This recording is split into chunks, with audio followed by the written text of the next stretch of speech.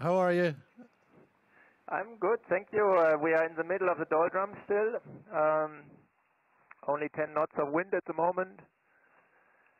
I had 22 at one gust and a couple of gusts tonight. Squalls, you know, as normal, huge wind shifts. And each time you think, oh, do I need to change the sail or not?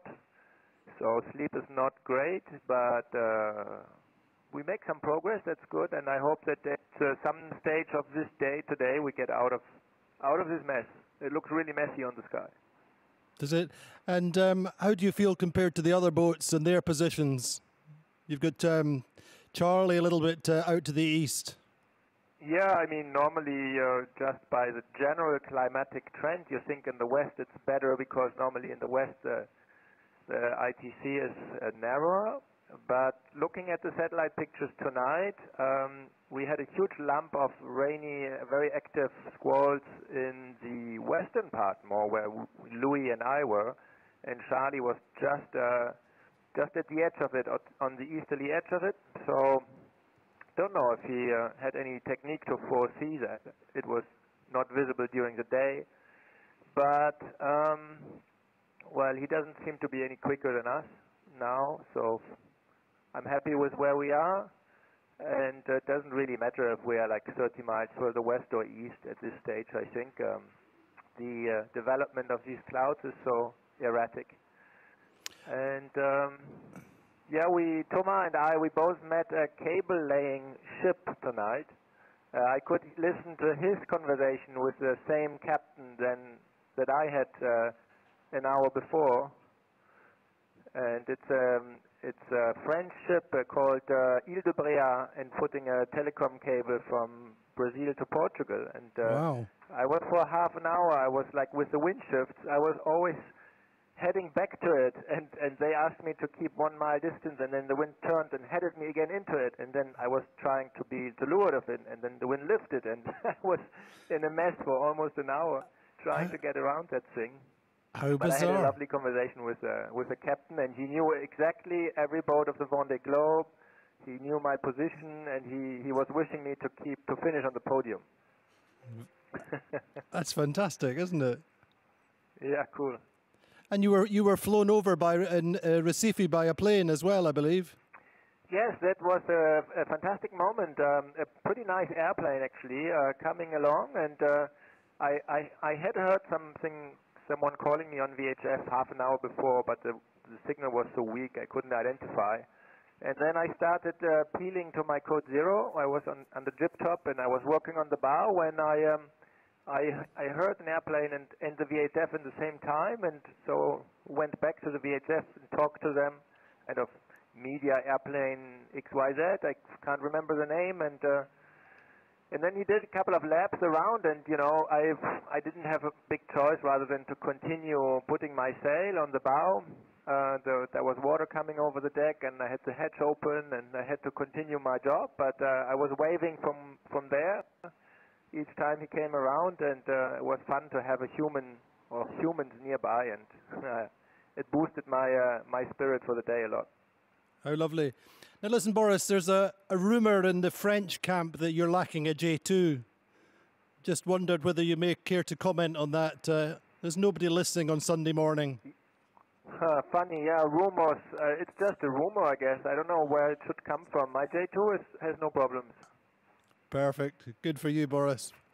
Now listen, tell us a little bit about the strategy up ahead then for the next few days. Once you come out of the doldrums, it's reasonably straightforward. It's just a speed race. Yeah, it is. I do since now 5 days or so. I do the routing to the finish.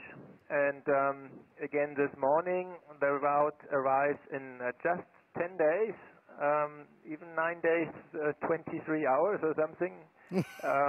So even my European weather model, which is only a 10-day outlook, also arrived at the finish. So that's also again a new step, a new episode in this race, starting really looking towards the finish. And these routings, they are very stable. There's always a huge arc in the west, passing the Azores.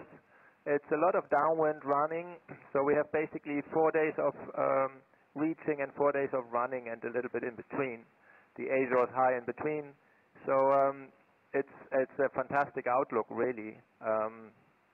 It's a speed race until the Azores high, and after that it's a strategic play with this downwind run, hooking into cold fronts and low pressures, where there you have a lot of options. You can drive earlier or later, and you have to do a number of drives, probably 5 to 10. And you can then also negotiate different strategies around the Azores and around Cape Finisterre with the wind shadows. So there's a lot of interest in that part of the race still, for sure. And Boris, this is an incredible finish coming up. How does Boris Herrmann feel about it? I mean, you look super calm, but what's life like for the other 23 and a half hours in the day that we don't see you? Yeah, to be honest, I feel good. I tried this Vendée Globe to do every day, one day at a time, and not think about the past or the future too much. And I'm still on the same pattern. So I don't even realize that we race for the Vendée Globe here. For me, it's kind of a race to the next sked almost. And that makes my heart probably a bit lighter, and it's more playful. So I'm not feeling any pressure or any stress. I hope that's not a bad thing. And that strategy, the kind of mental strategy, is that something you worked on with your mental coach previous to the race, or is that just the way you take life? No, it's quite opposite to how I take life. Usually, I'm someone who easily worries about stuff, and I always think about what could be next, what could go wrong. We are missing budget in the team. How do we go do next season, and so on, So it's really something that I got into during this Vendée Globe by no choice, I guess. I mean, if you think how long time you will be alone in the long, cold, grey Southern Ocean, or how long you have to eat this stuff for.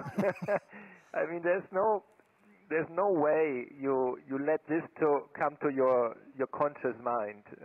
You can just go with that strategy to put it away and go day by day, I think. Cool. Listen, Boris, we're loving the race. Keep at it. You're doing a great job, and we'll speak to you in a couple of days, hopefully. All the best. Thank you, Andy. Talk soon. Ciao, ciao. Bye-bye.